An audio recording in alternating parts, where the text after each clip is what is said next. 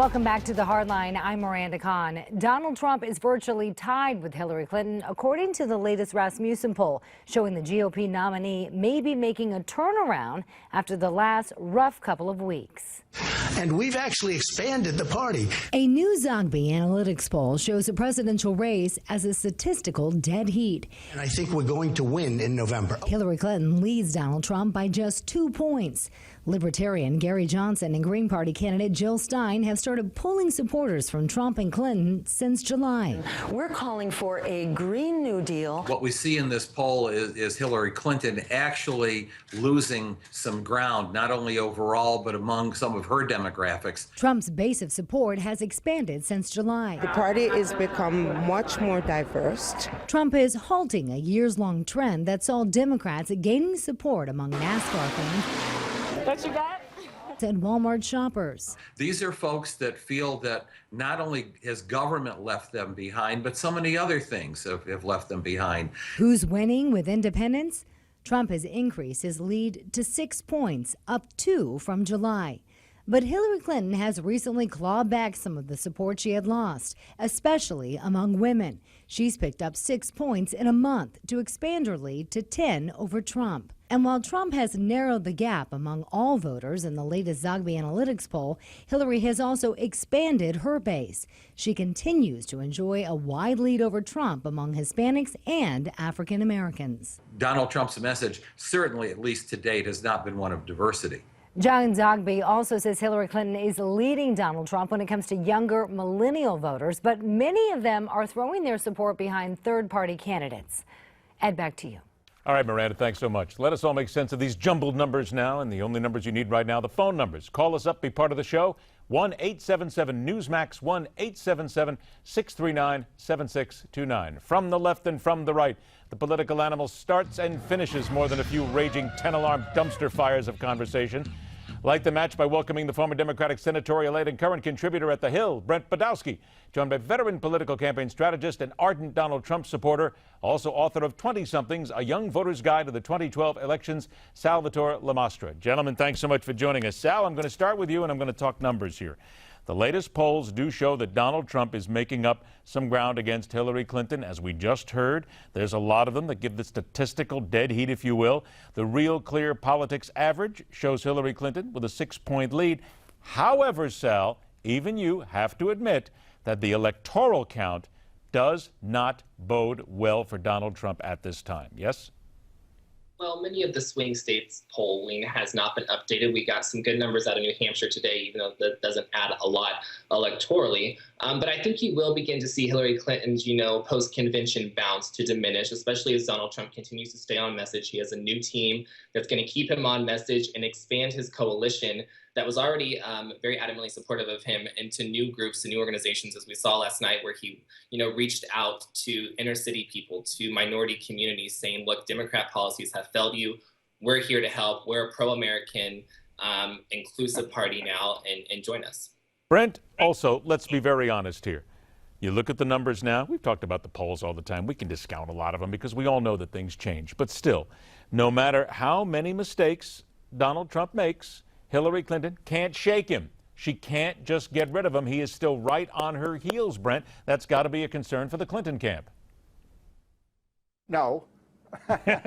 Okay, thanks, Brent. That's it. It's all for Brent Budowsky today, ladies and gentlemen. Thanks so much. He's given us one-word answers. Okay, I'll let you go ahead. No, I'll give you a longer answer. I will tell Sal that Donald Trump has about as much chance of getting a lot of minority votes as Colonel Sanders has of getting votes from the chickens. So he can say whatever he likes. It ain't going to happen, and there are reasons it's not going to happen.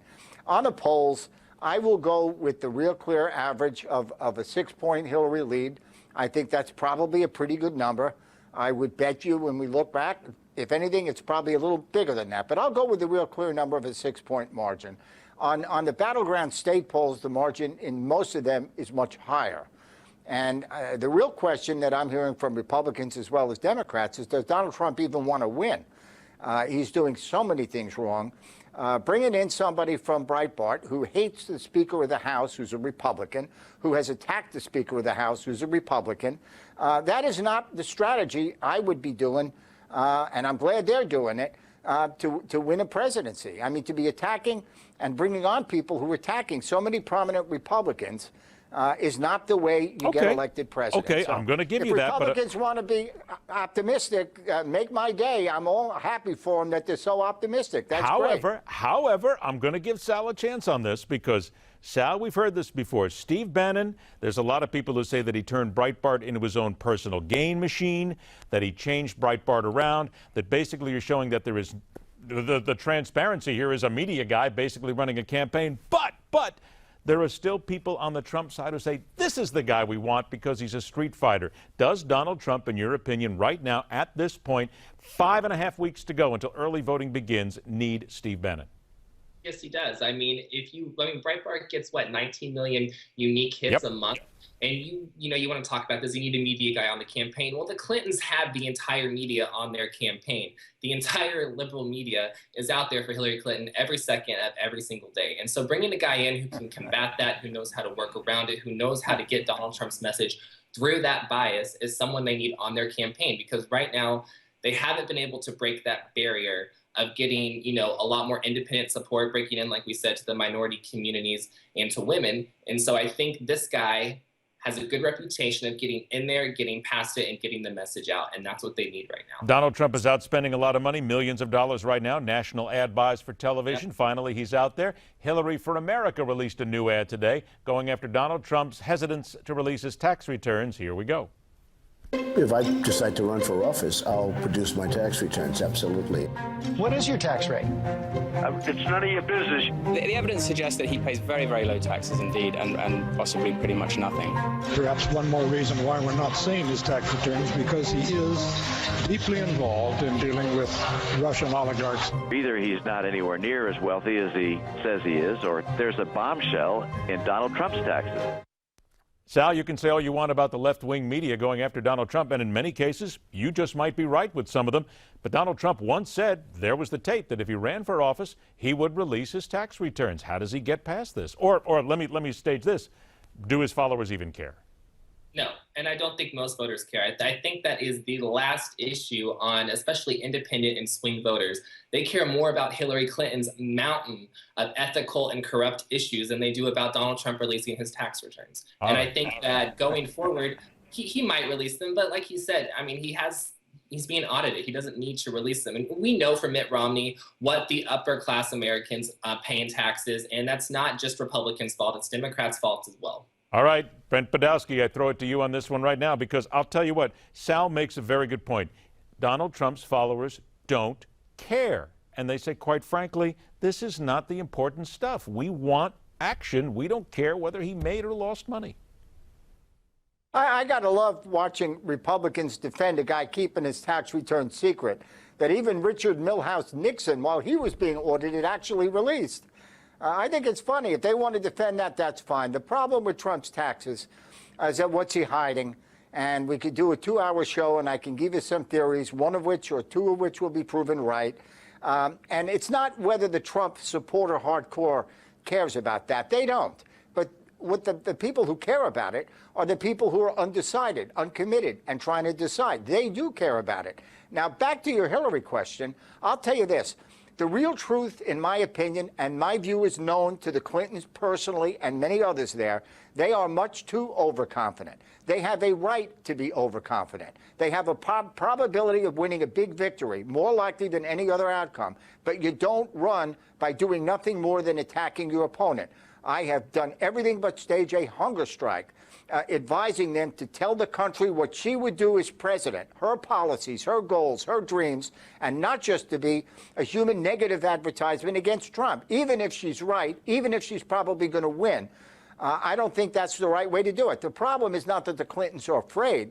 The problem is that they're more confident than I wish they were, even though the odds are overwhelmingly in their favor. And if any of these Trump folks want to proclaim victory, I'm in the phone book. Put out your money. Let's do a wager. I'll go for any limit on this one if anybody wants to bet. You first of all said that you'd go on a hunger strike. If Duke Zeberts was still around, that wouldn't happen. We know that already. And you know what I'm talking about. 30 seconds here, Sal, very quickly. Mike Pence is out there building a lot of bridges alone. Very quickly, do you think that he's going to be able to turn some people and keep them in the Trump camp? Yes, I will. That was the point of Mike Pence's VP in the first place, was to bring the party together, to bring the establishment, to bring the very far right over into the camp for a united front. He's done that. And listen, I know there are people who say Donald Trump needs to make more of an effort, but he's out there trying to win votes. He's not trying to win the love of the Republican establishment. Mike Pence is doing a good job, and I think building at least a little bit of those bridges. All right. We're all out of time, unfortunately, because I was going to ask Brent where he's going to buy me a steak dinner one night now that Dukes is gone, but that's another story altogether. You got it. I got a couple of ideas. That's one of these days. Sal will invite you along. Come on, put it on his tab. The Hill's got lots of money. Brent Budowsky, Salvator La Masatra, thanks so much for joining us, gentlemen. We'll talk to you again real soon. The robbery that wasn't and the charges of cheating that come from a rather dubious source. This story's lighting up social media today. We'll talk about it next right here on The Hardline.